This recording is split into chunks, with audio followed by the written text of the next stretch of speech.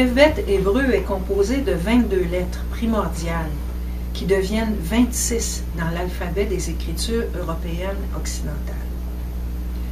Ces 22 lettres ont une mémoire très ancienne, dont l'origine remonte à plusieurs milliers d'années.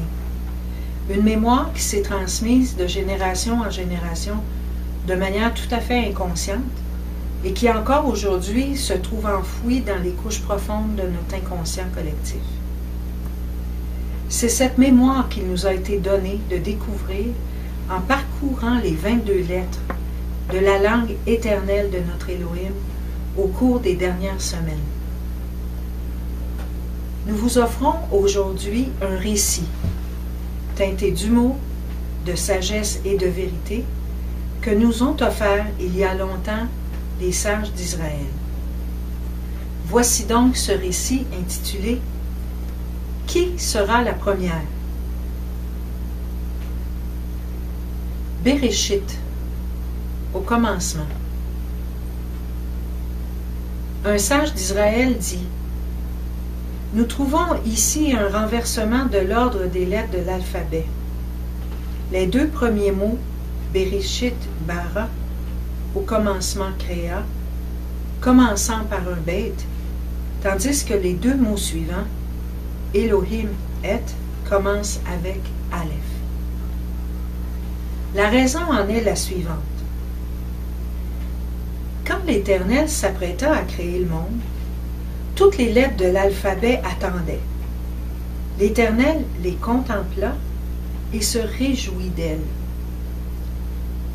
Quand il décida de créer le monde, toutes les lettres se présentèrent à lui dans l'ordre inverse. La lettre Tav s'avança et plaida. « Qu'il te plaise, maître du monde, de me placer le premier dans la création du monde, car je suis la lettre qui conclut la vérité, Émet, qui est gravée sur ton sceau, et toi-même as pour nom Émet. Il est donc convenable au roi de créer le monde avec moi. » L'Éternel lui répondit, « Tu es méritant et juste, mais il n'est pas correct que je commence la création du monde avec toi, puisque tu es destiné à servir de marque sur les fronts des fidèles. » Ézéchiel 9,4. Fidèles qui observent la loi d'Aleph à table, et par l'absence de cette marque, certains, les autres, seront tués. Et de plus, tu formes la conclusion de la mort, Mavet. C'est pourquoi tu n'es pas approprié pour initier la création du monde. Le Shin vint ensuite et plaida. Maître du monde, qu'il te plaise de commencer le monde avec moi, car je suis la lettre initiale de ton nom, Shaddai, et il est préférable de créer le monde par un nom sacré. L'Éternel lui répondit. Shin, tu es sage, tu es juste, tu es bon, tu es vrai, mais je ne peux commencer la création du monde avec toi, puisque tu fais partie du groupe de lettres exprimant la contrefaçon, Sheker, le mensonge, qui n'existe uniquement que si le Kouf et le Resh t'attirent dans leur disposition. C'est pourquoi un mensonge doit, pour être crédible, commencer par quelque chose de vrai.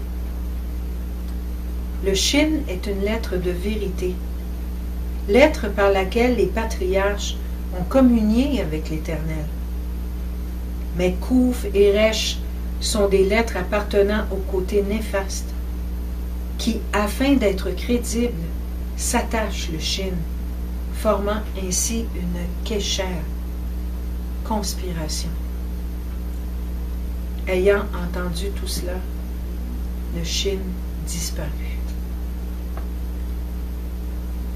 Le Tzadé entra et dit, « Maître du monde, qu'il te plaise de créer le monde avec moi, car je suis le signe des Tzadikim, les justes.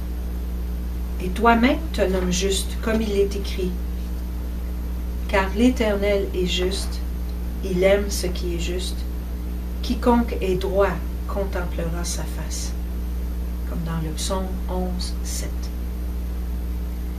C'est pourquoi il convient de créer le monde avec moi. L'Éternel lui répondit, Tsadé, tu désignes la vertu, mais tu dois rester dissimulé et ne dois pas trop te révéler, sinon tu serais cause d'offense pour le monde.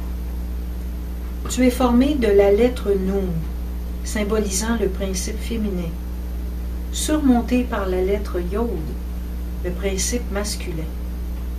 Et c'est le mystère de la création d'Adam Harishon, le premier homme qui fut créé avec deux visages, mâle et femelle combinés. De la même façon, le Noun et le Yod dans le Tsadé ne sont pas face à face. Ainsi, le Yod est tourné vers le haut ou vers le bas. L'Éternel lui dit en plus, Tsadé, viendra le temps où je te jugerai, afin de provoquer le face-à-face, mais ceci se fera dans un autre lieu. Il partit alors. La lettre P arriva et plaida ainsi. Qu'il te plaise, maître du monde, de créer le monde avec toi, car je désigne pour Cana la délivrance que tu dois apporter au monde. C'est pourquoi il convient que le monde soit créé avec moi. L'Éternel répondit, tu es digne, mais tu représentes péché, la transgression. Et de plus, tu te tiens comme le serpent qui frappe en haut et revient sur son corps, symbole de l'homme coupable qui plie sa tête et étend sa main. La lettre Ayin fut pareillement refusée en raison de Avon, l'iniquité, quoiqu'elle prétendît représenter Anava, l'humilité. Alors le Samer parut et dit, Maître du monde, qu'il te plaise de créer le monde avec moi, car je représente Sémika, le soutien pour celui qui tombe, comme il est écrit. L'Éternel soutient tous ceux qui tombent et redresse ceux qui sont courbés. Psaume 145, verset 14. L'Éternel répondit, c'est justement la raison pour laquelle tu dois rester à ta place, car si tu l'abandonnais, que deviendraient ceux qui chutent et qui s'appuient sur toi? Elle partit aussitôt. Le Noun entra et plaida son mérite en tant que lettre initiale de Nora, prodigieux en louange, ainsi que de Nava, agréable, désirable, ce qui est la louange du juste, comme dans Psaume 33, verset 1. L'Éternel dit, Noun, retourne à ta place, car c'est à cause de toi, Néphila, qui représente la chute, que le Samek est revenu à sa place. Reste donc sous son soutien. Le Noun revint aussitôt à sa place. Le même entra et dit, Maître du monde, qu'il te plaise de créer le monde avec toi, car j'introduis le mot Mélec, le roi. Qui est ton titre? L'Éternel répondit, c'est exact, mais je ne peux pas t'employer dans la création du monde pour la simple raison que le monde a besoin d'un roi. Retourne donc à ta place, ainsi que le Lamed et le Kaf, puisque le monde ne peut exister sans un Mélec. À ce moment, le Kaf descendit de son trône de gloire, tremblant et frémissant, et dit, Maître du monde, qu'il te plaise de créer le monde avec moi, car je suis ton Kavod, ta gloire. Et lorsque Caph descendit de son trône de gloire, le monde s'ébranla, le trône chancela, et tout l'univers frémit et s'apprêta à tomber en ruine. L'Éternel s'écria, « Caph, que fais-tu ici? Je ne créerai pas le monde avec toi. Retourne à ta place, car en toi réside Kélaya, l'extermination. » Il partit aussitôt et retourna à sa place. La lettre Yod se présenta alors et dit, « Qu'il te plaise, maître du monde, de m'utiliser en premier pour la création du monde, puisque je réside en premier dans le nom sacré. » L'Éternel répondit, « Il est suffisant pour toi, Yod, d'être gravé et inscrit en moi. Tu es le canal de ma volonté. Tu dois rester dans mon nom. » Le Tête se présenta et dit, « Maître du monde, qu'il te plaise de créer le monde avec moi, car par moi tu es appelé Tov, bon, et Yachar, droit. » L'Éternel lui répondit, « Je ne créerai pas le monde avec toi, car le bien que tu représentes est caché et dissimulé en toi. Comme il est écrit, « Ô combien est abondante la bonté que tu dissimules pour ceux qui te craignent, que tu témoignes à ceux qui ont foi en toi, en face des fils de l'homme. » Psaume 31, 20. Puisque la bonté est blottie en toi, elle n'a pas part dans le monde que je vais créer, mais seulement dans le Olem Abba, le monde à venir. En outre, c'est parce que la bonté est cachée en toi que les portes du temple s'affaleront, comme il est écrit. Les portes se sont enfoncées dans le sol. Lamentation 2, 9. En plus, la lettre Chet est à ton côté, et réunis, vous générez le Chet, le péché. C'est pour cette raison que ces deux lettres ne doivent pas se trouver dans les noms des tribus. Il partit aussitôt. Alors le Zayin se présenta et se mit en avant, disant, « Maître du monde, qu'il te plaise de me mettre à la tête de la création, puisque je représente l'observance du Shabbat, comme il est écrit. Rappelle-toi, Zakkor, le jour du Shabbat pour le sanctifier. » Exode 28.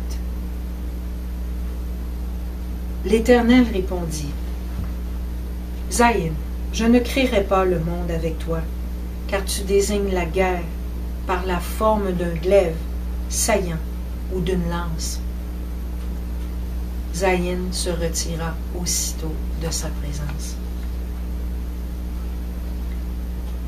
Le Vav entra et s'avança en disant, « Maître du monde, qu'il te plaise de m'utiliser en premier pour la création du monde, car je suis une des lettres de ton nom. »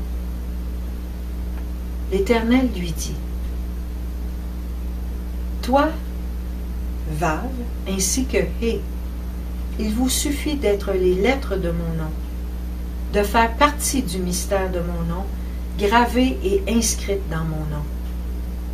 Je ne vous donnerai pas la première place dans la création du monde. » Apparurent les lettres Dalet et Guimel, qui revendiquèrent la même place. L'Éternel leur adressa une réponse similaire en disant, « Il devrait vous suffire de demeurer l'un à côté de l'autre, puisque les pauvres ne cesseront pas dans le pays. » Deutéronome 15, 11. Et ont besoin de bienveillance. Toi, Dalet, tu désignes Dalut, la pauvreté. Et toi, Guimel, tu désignes Gémilut, la bienfaisance. Donc, ne vous séparez pas l'un de l'autre, et qu'il vous suffise de vous assister l'un et l'autre. Le bête entra et dit, « Maître du monde, qu'il te plaise de me placer en tête de la création du monde, puisque je représente les béracotes, les bénédictions que l'on t'offre en haut et en bas. » L'Éternel lui dit, « Assurément, bête, c'est avec toi que je créerai le monde, et tu formeras le début de la création du monde. » La lettre Aleph resta à sa place sans se présenter. L'Éternel dit, « Aleph, pourquoi n'es-tu pas venu à moi comme les autres lettres? » Elle répondit, « Maître du monde, j'ai vu toutes les autres lettres se retirer de ta présence sans résultat. Alors que pouvais-je faire? De plus, puisque tu as déjà accordé ce grand cadeau à la lettre bête, il ne serait pas convenable pour le roi suprême de reprendre le cadeau qu'il a fait à son serviteur pour le donner à un autre. » L'Éternel lui dit, « Aleph, bien que je commencerai la création du monde avec le bête, tu resteras la première des lettres. Mon unité ne sera exprimée par aucune autre que toi. Sur toi seront basés tous les calculs et les opérations du monde. Et l'unité ne sera exprimée qu'avec toi. Aleph. Shalom.